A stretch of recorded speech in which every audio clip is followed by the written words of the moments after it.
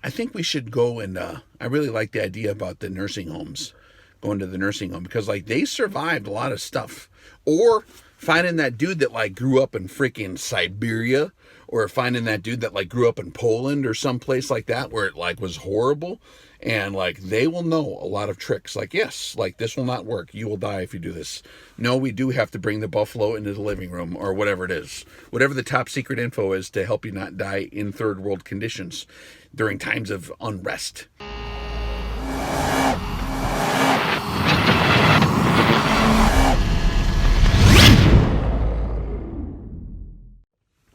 Howdy guys, Rex here. Today we're going to talk about water and food and heating your place, okay? Those are three giant, huge categories of things that most people forget about.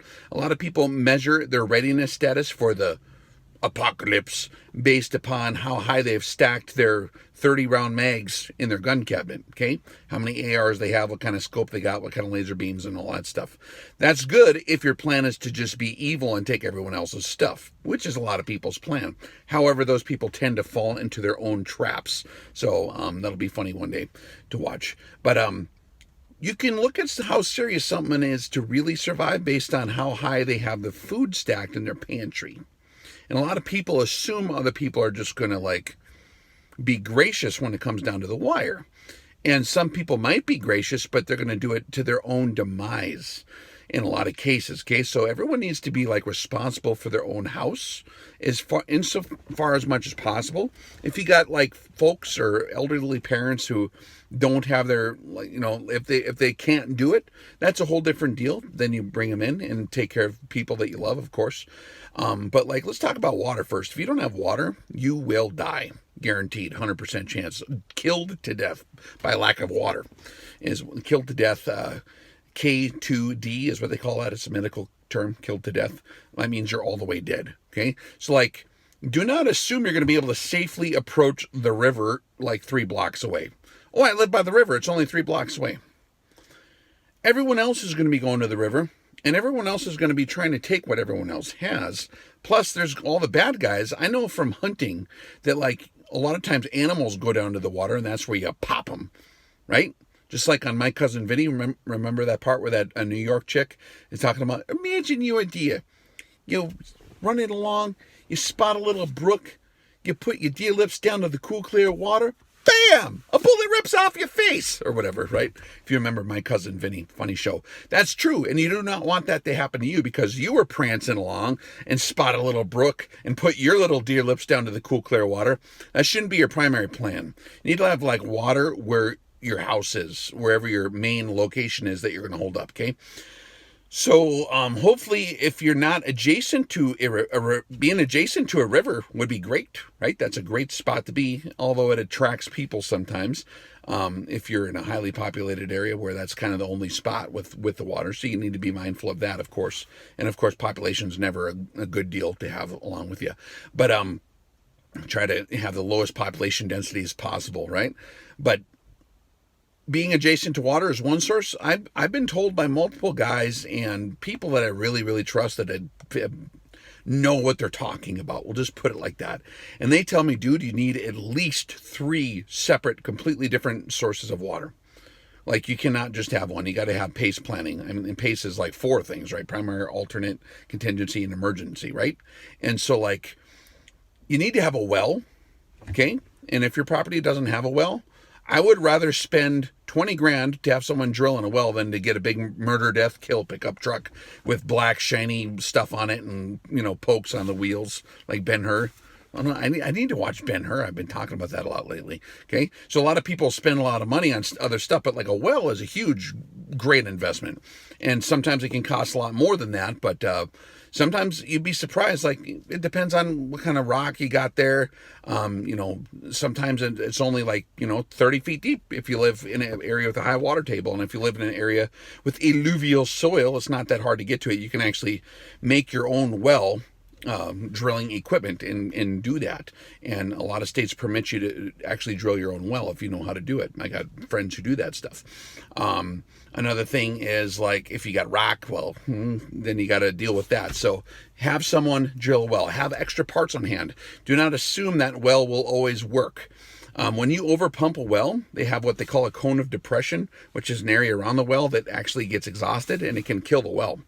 And so be mindful of like what the actual pump rate is, not to exceed that for too much time. Understand how that generally works. You can pick up a geology textbook or a hydrology book, or there's or a book about wells, and read how they work and then actually do it and understand it. Have extra pumps on hand.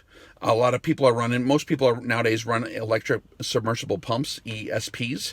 Okay, so if you got an ESP, you're going to want to spare a couple of them, okay, for long-term ops. You're going to, for long-term water ops, okay, and you're going to need extra wire, extra little connectors for the wires to connect the deal, all the tools to get it in there, spare tools to work on the tools, okay, because like that's some high-tech stuff. An electric submersible pump is like magic. Okay, that's electrons like flying through stuff, and you need something to power it.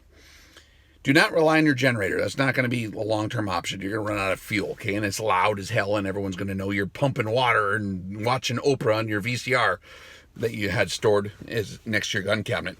So do not rely on a generator. You're going to want some kind of solar-powered system with the proper battery banks. Go with not the Chinese power converters, but try to go with like the European stuff, like the German stuff is really good. And then have spare everything and spare parts to work on it. And the instruction manual, keep that part. Okay, keep a soldering iron. What are you going to use to power that with, right? So you need to think ahead on this stuff. It's nice to have a hand pump if it's a low enough water table, right? Or a high enough water table, rather, like the old school cast iron pump, like the old lady next door always used for a garden. Like when we were kids, I was always scared of that thing. It looked like some kind of, like a seahorse. When I was a real little kid, I remember her pumping on that well, our old grandma, like 99-year-old lady. And water's like important for life, so do have water. Streams, lakes, rivers, you can collect stuff off your roof.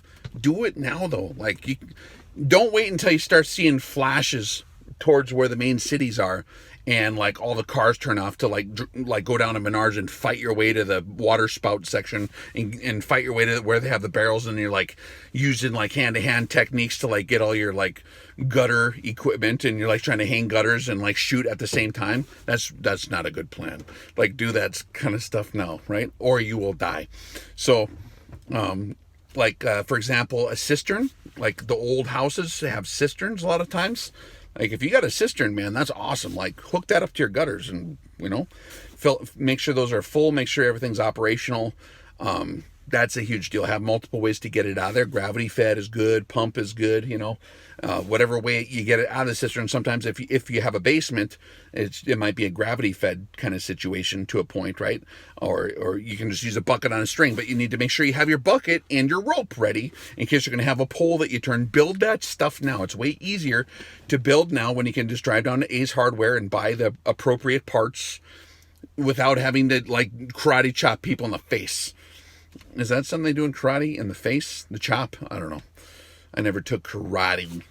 I took other stuff where you kick them in the face. That's fun. Okay? And so I know how excited everyone is to use their MMA skills when the apocalypse hits, but like don't use them at the hardware store trying to fix your gutters or get water into your cistern. Do that stuff all right now. Okay? Like do it for serious, because if you don't have water, you're going to be a very unhappy person. Okay? Next thing is food. Okay? So you're going to need food. Now, like, there's a lot of long-term storable food options. Most of them guys are like sold out now. So you might be in a situation where you're going to have to store food. I'll actually that's a whole nother video. I'll share a link to my video I did like when this deal kicked off, just kind of as a lovely reminder, like to everyone how to like actually how much food you need for one person for a year. And don't think a kid doesn't eat that much too, because they'll eat 75% of what an adult does, like a kid will, okay? Or like actually 100% of what an adult does. Think of a puppy. They eat just as much as a big full-size dog. Now babies, they might only eat 50%, but like they still need the calories. So every single person in your family needs that full supply of food. And for a year, that's like a full pantry of stuff. okay, for food, and you got to learn how to store it and all that stuff. Don't just like buy a sausage maker and a grain mill, but then never play with it, right? Or canning supplies. You need to start filling those cans now while you can actually go hunting, okay? Because when the stuff goes down, everyone's going hunting. They're going to eat the cat, they're going to eat the gerbils, they're going to eat the goldfish out of the thing. They're going to, I mean, like, all the pets will be eaten. Every bird, every squirrel in town will be eaten. Everyone's going to eat everything that they possibly see, maybe even each other, which is horrible. So, like, do your hunting ahead of time and your canning, right? That's a big, important deal. Like, and if you don't know how to do it, have someone in your mag or your group, someone in your family, or maybe go, hey, dude, what we need to do is, like, go and rescue all the people at the nursing homes that are locked down. Comedy, okay? Rescue them out of there, and because they know all this stuff, like, they have the gold, they have the big info, because they were like in the Great Depression. So, like, go there with a notebook and interview. Well, it's probably illegal where you guys live to go to the nursing home, isn't it? Call them in the nursing home and be like, hey, like, grandma, like, or Aunt Susie or whatever, like, how the hell do you, like, put stuff in a can? I don't get it. And they'll explain all the tricks, because there's a lot of tricks of, like, how to get that's a whole thing right there. I don't know. I'm not a canning guy. Like, I'm going to start trying to learn how to do that, but it's kind of late in the game, right? I know dudes that have been canning, like, for a long time, and it's an excellent skill to have, like, just as good as, like, your transitions with your weapons, like, just as important, actually, probably more important, right? Because that's how you store stuff. And so learn about that. Kind of late in the game to buy equipment there, but store food. Be mindful when you go to grain elevators, a lot of farmers, how they work. Like, I know a lot of people in agriculture, got family in agriculture, and be aware, like, a lot of these farmers, they'll spray Roundup on their crops just to get them to, like, finish their wheat or whatever, just so they can sell it on time. And so, like, if you know somebody who actually has their grain elevator, like, and you know what their farming practices are, if they're not stupid, like, and they've properly handled all their stuff, you can buy it. Like, how much is a bushel of wheat right now? Not a lot. And it lasts for a bazillion years if you put it in some place dry and store it properly, right? And so have spare parts for everything. Start, like, actually using the mill, right? Because you can find out that maybe your arm might get tired if you turn the crank. You might actually end up hooking it up to something else, you know? So there's all this, like, here's having the stuff, here's knowing how to use it, and then experiencing using it is from here to the moon. And I'm preaching it myself. I'm not an expert at all this stuff, but I do know that it will be important, okay? And people like that are highly valuable. Hang out with them. Try to learn from them, okay? Like, some of us, like, we OCD, we chase down, you know, the rabbit that we find most interesting on the trail in life. And so, like, congratulations, I know how to shoot a beer can at a bazillion yards or whatever. That might be handy someday, maybe. I don't know. Probably not. Like, probably should have learned how to can rather than other stuff, right? But just while we still do have a little bit of civilization left, don't piss it away, because it's a good opportunity. And then heat. I got a generator. That doesn't count. That's not going to last that long, okay? Even if you got giant, huge underground storage tanks, like I said, OPSEC, you're going to have that thing running. People are going to know you got a generator.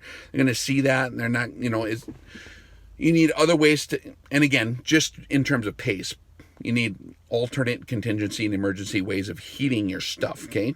And so, like, everyone who lives by a tree should have a wood-burning stove. Okay, because you can burn fences, you can burn parts of furniture, you can burn all kinds of stuff, like, that you, like, that's flammable in a wood burning stove to stay warm and to cook. Now, don't burn toxic stuff. That's not a good plan. But like, if you live where there's a tree or several trees or any kind of wood type stuff, like, probably should have that installed. Like, don't wait. Like, get it on the schedule. Like, all right, Bob's coming over. He's going to, like, actually install this wood stove that I have, and we're going to get the chimney ready and then actually pile up the wood. Don't assume you're just going to run around out in the... Again, you're going to kung fu your way out to where the trees are, through all the other guys trying to get a tree, and trying to steal your boots, and trying to take your rifle that you have, or kidnap you and make them tell you where all your food is stored, because they're crazy and they're starving and they're zombie mode. You're not going to want to kung fu people while you're trying to cut your wood, right? So do it now before the kung fu land hits. Okay, it's just a easier way to do it, less calories expended, right? But if you don't have heat, you're gonna burn calories one way or the other. Okay, now you can't really eat trees. Yes, per certain parts of them you can, but it's not going to be like that enjoyable. Okay, but like you're going to burn those calories one way or the other to stay warm. Either you're going to eat enough food to stay warm and then bundle up all properly and stuff, right, in the wintertime. But like if you live where it's cold, like I live where it's freaking stupid cold, and that's the thing that'll kill a person. Okay, and it'll make you burn through your food and your calories way faster. So make sure that you store food. I have other food storage mechanisms built in that I've been working on for a little while here. That's a joke. I'm joking. Calm down. But you're definitely going to want to make sure that you have a way to burn something. Now, a lot of people have coal. Coal is a great overlooked thing that like a lot of people don't realize how cool coal is. Coal is like got a lot of BTUs in it, okay? Uranium even has more. Like if you have an ounce of uranium, that's like 21,000 tons of burning coal. But we're not allowed to have uranium because we're communist. Banned uranium along with Uzis and grenades. What the hell are they thinking? So you're going to need something to burn, okay? Coal is great. However, be mindful, again, talk to the furnace guy. Do not assume that you know. He might tell you some interesting factoids like, hey, yeah, like I can give you a coal like rated stove, but if you burn the coal from this area, it's very high in sulfur. It will eat through that stove in less than 6 months if you're using it for the winter. So you're either going to need a like way better stove, or you're going to have to make one out of clay, learn how to do that like they do in the third world where they just use mud and they make their stove out of that or whatever you got to do, right? I mean, I've seen where dudes like would use the outhouse. They'd have a crank behind the outhouse and they'd pressurize a shallow well. They dug right next to where the poop goes in the outhouse.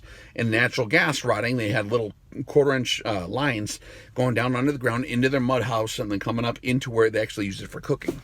It was basically natural gas, just like we have when we have too much beer and lasagna. And so don't think of it in those terms. But I'm sorry, I'm having too much fun. I should not be allowed to have fun during these videos at all. This is serious stuff, guys, here. But no, seriously, you're going to need something that can burn things, okay? And you're going to need it, like, see how many square feet it can actually warm, okay? And then, like, guys with ginormous, huge, giant houses, you have to burn more stuff. So you're going to want to live in a forest at that point, right?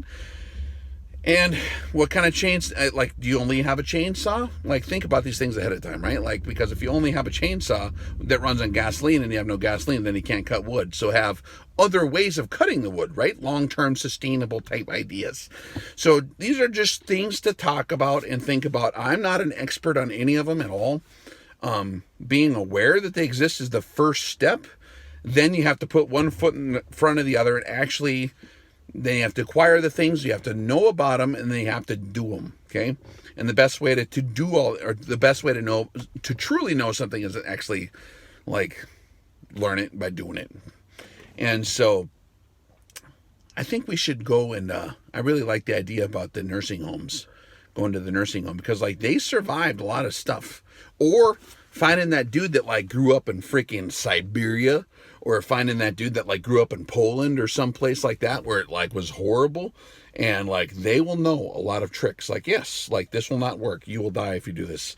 No, we do have to bring the buffalo into the living room or whatever it is. Whatever the top secret info is to help you not die in third world conditions during times of unrest. There are a lot of people in the United States who are cool and awesome, and we might overlook them like they're not in my meg because they can't do a flying through the air ninja kick while shooting an M60 machine gun, juggling barrels with... You ever talk to those guys who can juggle 55-gallon drums with an M60 that were in the Air Force?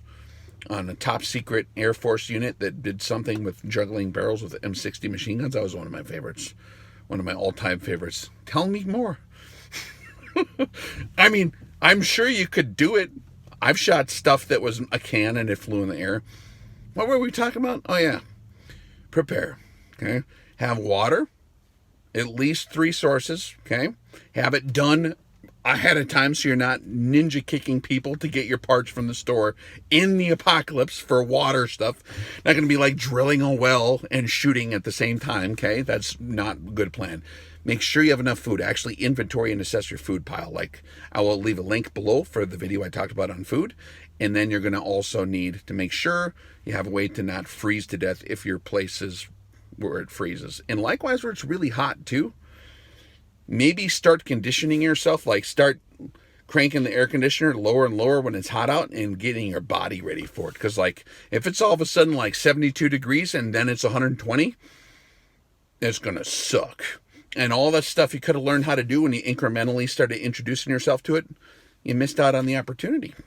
I got a family member who every winter, he will just wear a vest all year, like a shirt vest, right? For working on a ranch.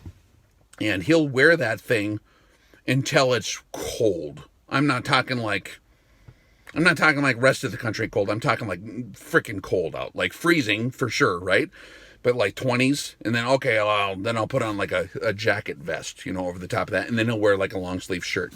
And he'll do that so that when he's out there in the dead of the winter in January, he can go check on, you know, his livestock and not be miserable, because then he can actually put on his parka, you know, when it's like 40 below or 50, or with the wind, it can be 70 below with the wind, or 100 below sometimes, depending on the wind. And so conditioning yourself to the environment in which you live is a good plan too, if you can. So hopefully these things help people just think about different stuff they can practice ahead of time.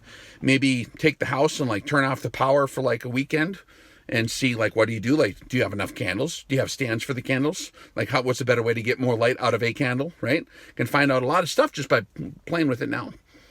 All right, I hope the video was fun for you and informative. If you digs it, check out the channel and hit subscribe immediately, because the number gets higher. And then I don't know why that's good, but you can hit subscribe if you like it, and hit like if you like it. And then you can also, if you're planning on being one of those guys wrestling your way through the hardware store, you're going to need body armor. You're going to be the guy that actually uses your body armor. So buy some body armor from RTS Tactical. They take good care of Rex. I'll show a little commercial now about the body armor. Thanks for watching.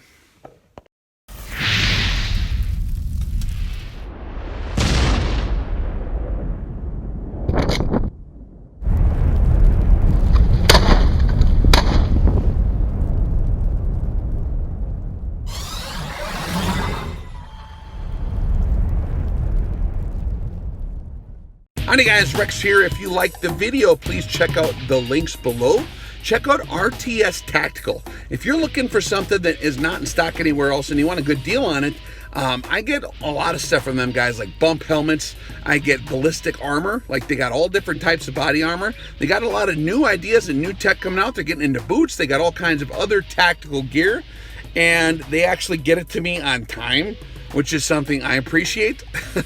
And that stuff's coming short supply. So if you shop with RTS Tactical, they actually take care of Rex reviews. So if you want to take care of yourself and your family, everyone in your family and your friends who show up who forgot their body armor should have body armor regardless. So you're responsible for those within your gates to be protected. RTS Tactical takes care of me, and so I like to send them to everyone I know, because they got stuff that's affordable, that works good, and is of decent quality. Check it out.